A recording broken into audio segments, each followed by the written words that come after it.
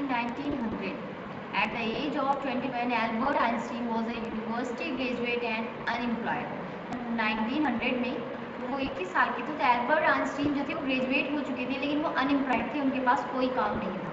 He work as a teaching assistant, और उन्होंने जो वर्क स्टार्ट किया वो टीचिंग असिस्टेंट का वर्क स्टार्ट किया। Gave private lessons, it means वो प्राइवेट ट्यूशंस भी देने लगे, कोचिंग देने लगे। And finally secured a job in 1902 as a technical expert in the patent office in Bern, और उसके बाद इसी काम को करते हुए पर्सनली कोचिंग देते हुए 1902 में उन्हें एक जॉब मिली जो कि एक टेक्निकल एक्सपर्ट की थी बर्न के एक ऑफिस में।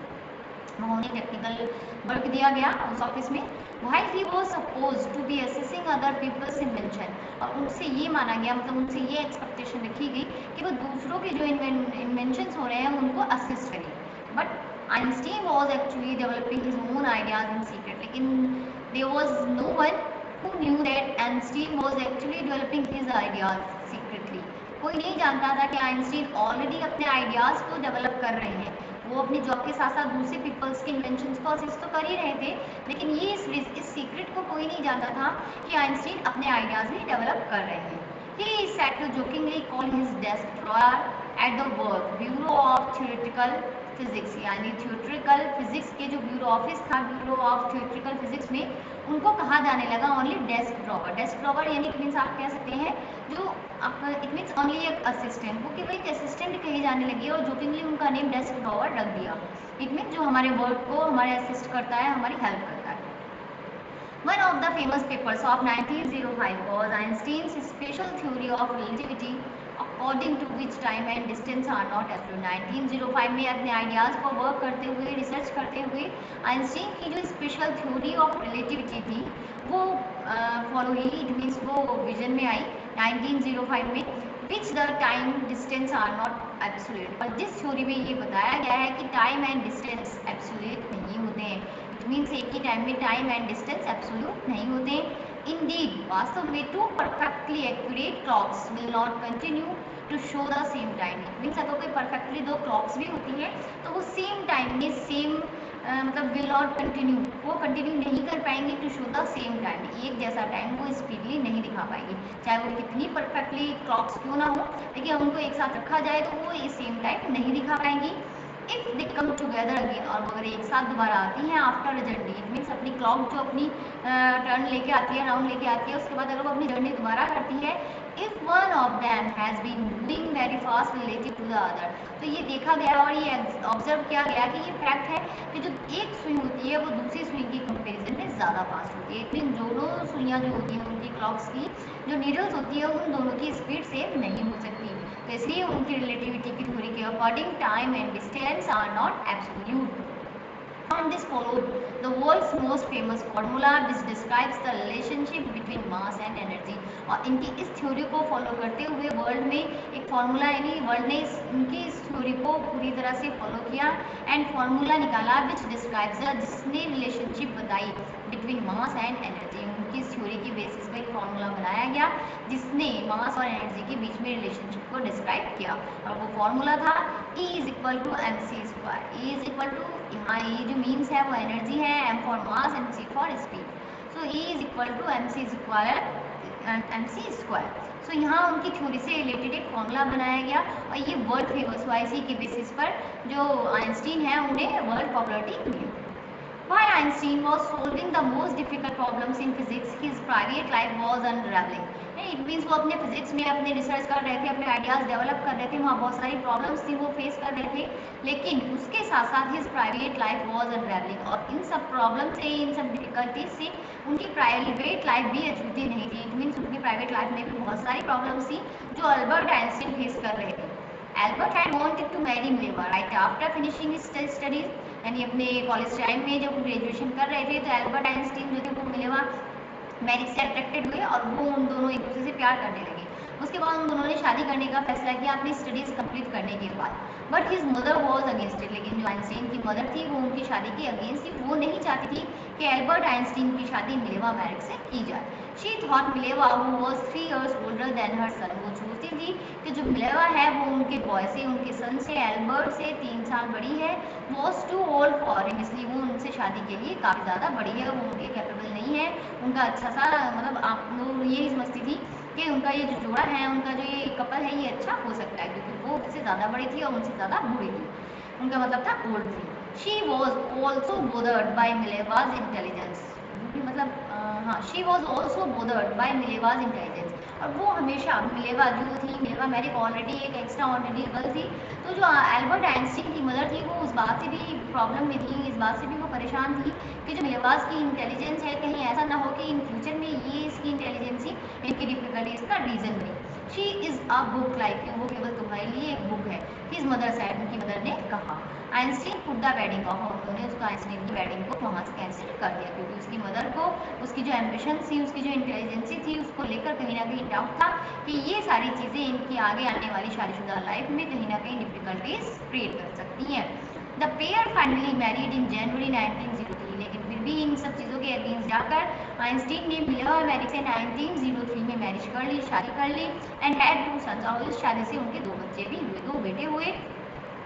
But a few years later, लेकिन कुछ साल बाद द मैरिज फॉल्टर्ड, लेकिन जो मैरिज थी वो टूट गई, है ना। Mileva meanwhile was losing her intellectual ambitions and becoming an unhappy housewife. Mileva already हमने आपको बता दिए हैं कि मिलेवा जो थी वो एक्स्ट्रा ऑर्डिनरी गर्ल थी और उसको बहुत ज़्यादा इंटेलिजेंट थी, उस सब चीज़ों को लेकर उसकी एम्बिशंस भी बहुत ज़्यादा थी, उसकी डिज़ायर्स भी बहुत ज़्यादा थी, जो उसकी आने वाली लाइफ में यानी आइंस्टीन उनकी उन एम्बिशंस को, उनकी जो इंटेलेक्चुअल एम्बिशंस हैं उनको फुलफिल नहीं कर पाए, और यही एक रीज़न था उनकी अनहैप्पी मैरिड लाइफ का, कि उनकी जो लाइफ थी वो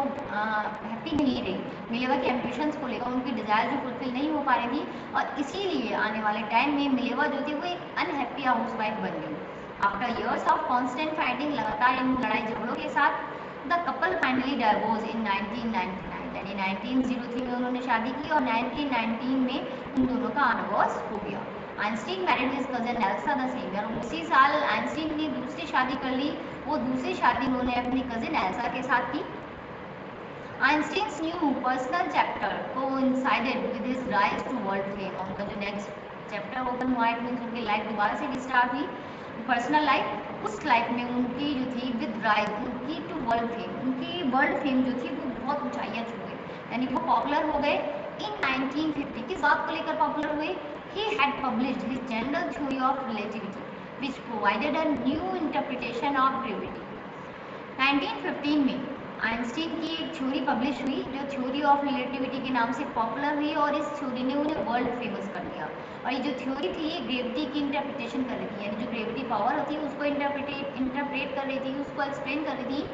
उसमें था एन एक्लिप्स ऑफ द सन, जो सन का एक्लिप्स होता है आप सब जानते हैं, an eclipse of the sun in 1919 brought proof, ये प्राउड यानी 1919, ये जो थ्योरी पब्लिश हुई 1915 में हुई, और इनकी थ्योरी को फैक्ट जब मिला, प्रूफ जब मिला, जब 1919 में an eclipse of the sun brought proof that it was accurate, eclipse of the sun से इनकी इस थ्योरी को एक्यूरेशन मिली, यानी वो जब सारी चीज़ें रियलिटी में हुई तो उनकी थ्योरी को वहाँ एक्यूरेशन मिला और उनकी थ्योरी को एक्सेप्ट किया गया, प्रूफ माना गया कि इनकी जो थ्योरी दी गई थी रिलेटिविटी की वो बिल्कुल 100% एक्यूरेट थी। Einstein had correctly calculated in advance the extent to which the light from fixed star would be deflected through the sun's gravitational field, और आइंस्टीन ने अपनी थ्योरी में ये कैलकुलेट कर लिया था ऑलरेडी कि जो लाइट है स्टार्स की जो आती है, जो फिक्स्ड स्टार है उनकी जो लाइट है वुड बी डिफ्लेक्टेड, वो डिफ्लेक्ट होती है through the sun's gravitational field, जो सन्स की ग्रेविटेशनल फील्ड है उस वजह से जो स्टार्स की लाइट है वो डिफ्लेक्ट होती है, और इसको 1919 में प्रूफ भी मिल गया, उनकी थ्योरी को एक्यूरेशन दे दी गई। The newspaper proclaimed his work as a scientific revolution, और न्यूज़ पेपर में उनके बारे में ये सारी न्यूज़ पब्लिश होने लगी लाइक है, क्योंकि उनकी जो थ्योरी थी वो साइंस हिस्ट्री में एक रिवोल्यूशन लेकर आई थी, इसलिए उनकी थ्योरी को साइंटिफिक रिवोल्यूशन कहा गया। Einstein received the Nobel prize for physics in 1921, और वो वर्ल्ड फेमस हो गया और उनके इस काम को इतनी सराहना दी गई कि उनको 1921 में नोबेल प्राइज से नवाजा गया, नोबेल प्राइज उनको दिया गया। He was showered with honors and invitation from all over the world and lauded by the crowd, और उनके इस वर्ड की वजह से उनको इतना रिस्पेक्ट, इतना सम्मान दिया गया, इतने उनको निमंत्रण भेजे गए पूरे संसार से, और प्रेस यानी मीडिया ने उनको इतना ज़्यादा पॉपुलर किया, उनकी इतनी ज़्यादा फेम की कि उनको जो उनकी वर्ल्ड फेमस पॉपुलैरिटी थी वो और बहुत ज़्यादा बढ़ गई। वो पूरे वर्ल्ड में फेमस हो गए, उनकी जगह जगह तारीफें होने लगी। When the Nazis came to power in Germany in 1933, Einstein emigrated to the United States। जब नाजीज जो थे वो जर्मनी में 1933 में पावर में आए, उस टाइम आइंस्टीन जो थे वो यूनाइटेड स्टेट को एमिग्रेट कर चुके थे, जा चुके थे। 5 years later, 5 साल बाद, the discovery of nuclear fission in Berlin, Berlin में न्यूक्लियर फिजन की डिस्कवरी हुई, उसको डिस्कवर किया गया। Has American physicist in an uproar, और जो अमेरिकन फिजिस्ट थे वो अप्रोड थे। वो कह सकते हैं ना कि जब हम कुछ नया काम कर लेते हैं, कुछ अच्छा कर लेते हैं तो हम बहुत उत्सुक हो जाते हैं, आगे बढ़ जाते हैं, अप्रोड थे। तो जो अमेरिकन फिजिस्ट थे वो बहुत आगे बढ़ चुके थे, क्योंकि वो न्यूक्लियर फिजन वहाँ बर्लिन में हो चुका था, और अप्रोड कह सकते हैं उत्सुक थे उस न्यूक्लियर फिजन को एक्सेप्ट करने के लिए, उस न्यूक्लियर फिजन को यूज़ करने के लिए। Many of them had fled from fascism just as Einstein है, और उनमें से बहुत सारे लोग जो थे वो फासिज्म की वजह से फ्लैट हो चुके थे, जिनमें से एक आइंस्टीन भी थे। And now they were afraid the Nazis could built and use an atom bomb, यानी कुछ लोग उसको यूज करना चाहते थे, लेकिन कुछ लोग जानते थे, डरते थे कि कहीं ये जो न्यूक्लियर फिजन है इसका मिसयूज ना किया जाए, कहीं नाजीज इसको अडॉप्ट ना कर ले और इसको यूज करके इसका एटम बम ना बना दे, जिससे किसी मतलब एक एटम बम से कहीं कोई डिस्ट्रक्शन ना हो जाए। इट मीन्स कोई भी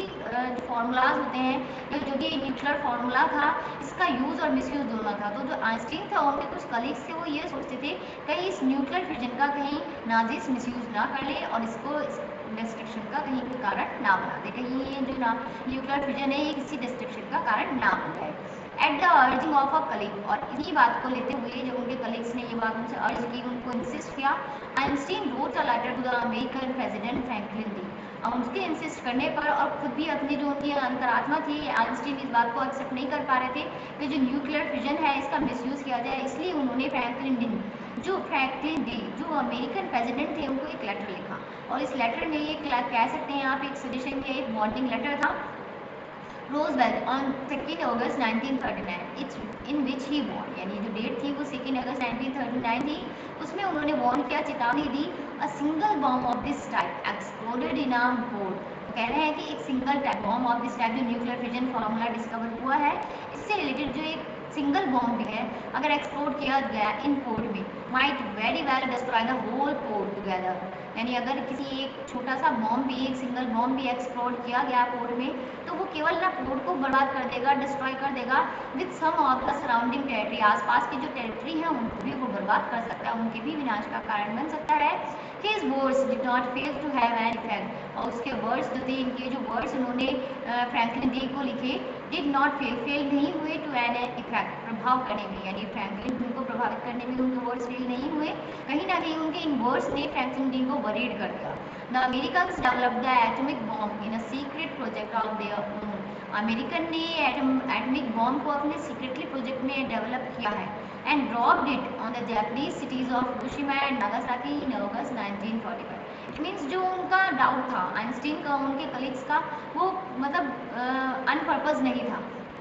कहीं ना कहीं वो जो सोच रहे थे वो आने वाले फ्यूचर की एक चेतावनी थी, और वही हुआ जो अमेरिकन्स ने अपने इस एटॉमिक बॉम्ब को सीक्रेटली प्रोजेक्ट की तरह तैयार किया, तो उन्होंने इसका यूज़ भी किया। इट मीन्स जो उन्होंने अपना एटॉमिक बॉम्ब तैयार किया, उन्होंने उसका इंस्पेक्शन किया, टेस्ट किया, और वो किया उन्होंने जापानीज सिटीज़ पर जो थी हिरोशिमा एंड नागासाकी इन अगस्त 1945, यानी इस एटम बम का उन्होंने अपना एक्सपेरिमेंट किया हिरोशिमा और नागासाकी में अगस्त 1945 में। Einstein was deeply shaken by the extent of destruction, और जब ये एटम बम वहाँ टेस्ट किया गया, एक्सपेरिमेंट किया गया, तो आइंस्टीन बुरी तरह हिल गए इस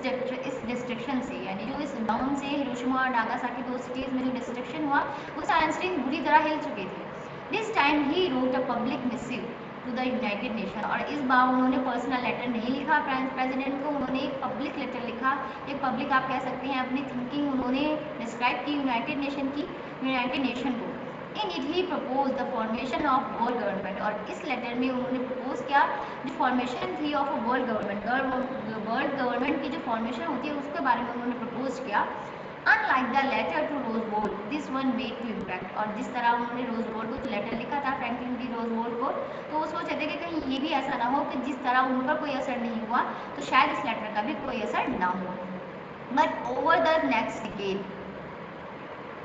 जो लेकिन next decade I, Einstein got more involve in politics, और इनका भी कोई इफेक्ट नहीं हो पाया। मतलब वो यही सोच रहे थे कि हो सकता है शायद जैसे मेरे पहले लेटर मैंने लिखा था उसका कोई इम्पैक्ट ना हुआ हो, इफेक्ट ना हुआ, और मे बी इसका भी ना हो। तो इसी बात को लेते हुए आगे नेक्स्ट डिकेड में आइंस्टीन ने क्या किया, वो पॉलिटिक्स में इन्वॉल्व हो गए, agitating for an end to the arms buildup, और उन्होंने इन सब चीज़ों के लिए आगे बढ़कर काम किया। आर्म्स बुलडअप यानी एक स्ट्रॉन्ग आर्म्स बुलडअप करने का, स्ट्रॉन्ग पीपल्स को स्ट्रॉन्ग करने का, and using his popularity to campaign for peace and democracy, और जो कि ऑलरेडी वो अपनी रिलेटिविटी थ्योरी से बहुत ज़्यादा पॉपुलर हो चुके थे, और अपनी उस पॉपुलरिटी का यूज उन्होंने पीस और डेमोक्रेसी में किया। यानी उन्होंने जो अपना सारा वर्क है, उन्होंने अपना टाइम जो था उन्होंने पॉलिटिक्स को दिया, और एक अच्छा नेशन बिल्डअप करने में उन्होंने अपनी पॉपुलरिटी को यूज़ किया। When Einstein died in 1955 at the age of 76, he was celebrated as a visionary and world citizen as much as a scientific genius. यानी वैन आइंस्टीन 1955 में at the age of 76 years के हो गए, उनकी death हो गई। ही वो celebrated as a visionary, और उनको तब सेलिब्रेट किया गया एज ए विजनरी। विजनरी यानी जो आने वाले टाइम में कहते हैं दूरदर्शी, जो आने वाले टाइम की सारी प्रॉब्लम्स या आने वाले टाइम में जो होने वाला है उसको आइडिया लगा लेता है। And world citizen as much as a scientific genius, scientific genius तो वो थे ही, उनको एज ए विजनरी और एज अ गुड सिटीजन के रूप में भी उनको सेलिब्रेट किया गया। इट मीन्स उनको माना गया कि सच में जो आइंस्टीन थे वो एक विजनरी पीपल थे, एक विजनरी सिटीजन थे, और ऑलमोस्ट साथ साथ एक साइंटिफिक जीनियस भी थे, जिन्होंने एक साइंस हिस्ट्री में एक ऐसा रिवोल्यूशन लाया कि जिससे पूरी साइंस हिस्ट्री रिवॉल्व हो गई। रिवोल्यूशन उन्होंने ला दिया साइंस हिस्ट्री में, और उसके बाद उनकी जो विजन था, उनका जो विजनरी था, जो विजन था वो इतना अच्छा था कि मीन्स वो आने वाली फ्यूचर्स में होने वाली या कोई भी प्रॉब्लम्स को भाप देती थी। तो आप कह सकते हैं कि इन सारी चीज़ों से पता चलता है कि आइंस्टीन कितने जीनियस पीपल थे, कितने जीनियस इंसान थे, और साथ साथ वो एक सिंपल पीपल के साथ साथ वो एक गुड सिटीजन भी थे। गुड सिटीजन जो मतलब आप कह सकते हैं जो पूरी सिटीजनशिप की वेलफेयर चाहता था, वो केवल अपने आप में नहीं जीने वाले थे, वो पूरी सिटीजनशिप की वेलफेयर भी चाहते थे। तो इस तरह मैं आई होप कि आपको ये चैप्टर समझ में आया होगा students. Thank you and have a